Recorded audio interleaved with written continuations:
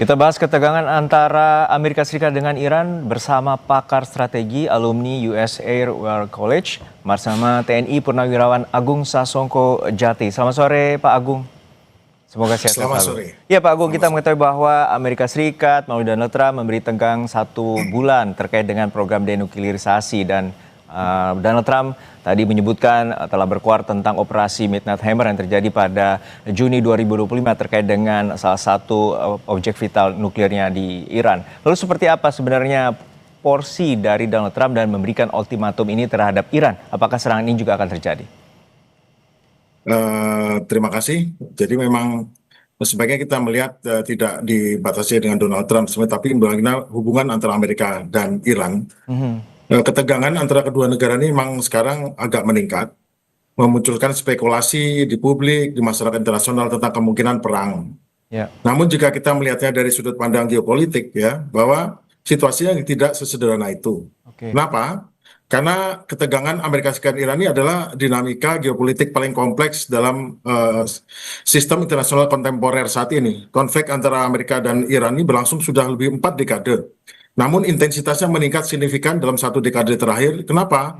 Karena ada perubahan konstelasi kekuatan global, kebangkitan Cina, Rusia, serta melemahnya dominasi tunggal Amerika, yaitu dari unilateral jadi multilateral. Ada 3 kekuatan adidaya di dunia saat ini yang membuat keseimbangan ataupun equilibrium kekuasaan atau kekuatan menjadi terganggu.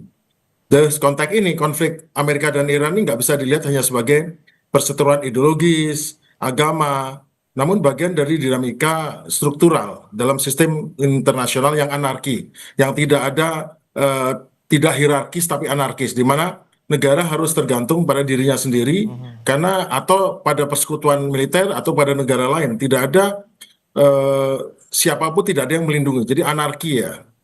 Nah, dalam politik global ini negara tidak bertindak berdasarkan emosi, tapi kepentingan dan kekuatan. Ya. Amerika sebagai kekuatan terbesar di dunia juga berhitung juga sebelum mengambil langkah terhadap Iran. Kenapa harus berhitung?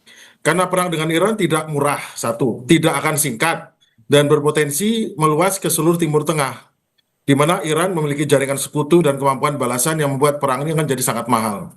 Dan pengalaman juga di Vietnam, di Afghanistan, pada akhirnya meskipun tidak pernah sekalipun kalah dalam pertempuran, namun pada akhirnya harus mundur dari situ, artinya kalah perang kan sebetulnya. Nah, ini jangan sampai terjadi seperti ini. Ya, Oleh ini karena itu, artinya hanya mari kita lihat ya.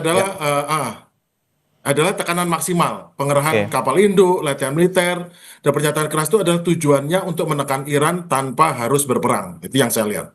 Oke, menekan Iran tanpa harus berperang karena pada dasarnya sekutu dari Amerika Serikat sendiri, Israel, menyatakan bahwa tidak perlu melakukan serangan ataupun memberikan operasi terhadap Iran dalam waktu dekat ini. Lalu untuk saat ini sebenarnya apa yang harus dilakukan, terutama sebenarnya dari Menlu Iran sendiri telah membuka opsi untuk mengedepankan negosiasi asal mengedepankan keuntungan juga dan fair terkait dengan program nuklir ini. Lalu seperti apa? Karena Amerika Serikat sendiri sudah menaruh USS Abraham Lincoln di Timur Tengah.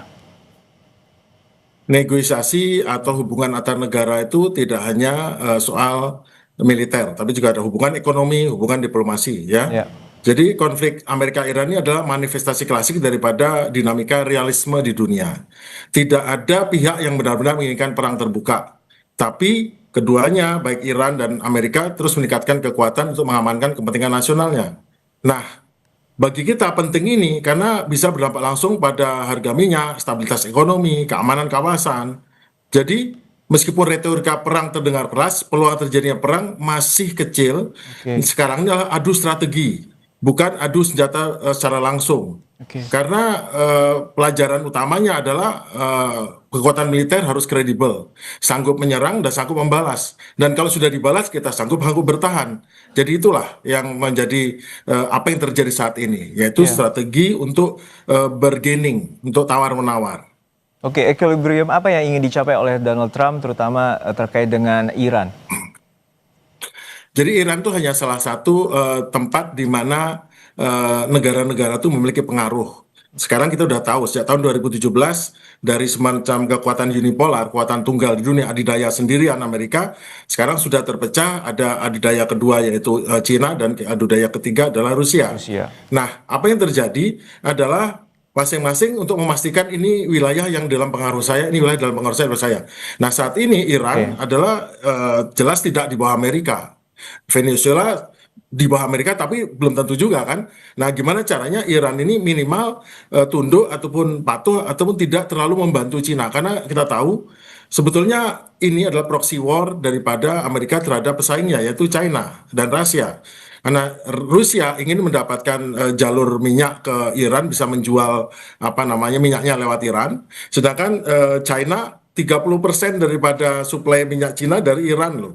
Nah, kalau bisa Iran itu diatur sehingga Iran patuh pada aturan internasional yang sudah jelas menguntungkan negara Barat, maka tentu tidak akan mempermudah bagi Cina dan bisa baik. menghambat kemajuan Cina yang akan diperkirakan akan menyalip ataupun melewati Amerika. Ya, Jadi tentu. intinya adalah containment of China sebetulnya. Kalau kita lihat dari geopolitik, geostrategi. Baik, perang proksi, kemudian geostrategi dan juga geopolitik yang terjadi di Timur Tengah ini terus menjadi perhatian kita dan tentu ini akan meluas efeknya secara global bila terjadi perang. Sekali lagi ini sungguh menarik untuk kita terus bahas. Terima kasih sekali lagi perspektifnya Bapak Marsma TNI Purnawirawan Agung Sasongko Jati, pakar strategi dari alumni US Air War US College. Terima kasih Pak, sehat-sehat selalu.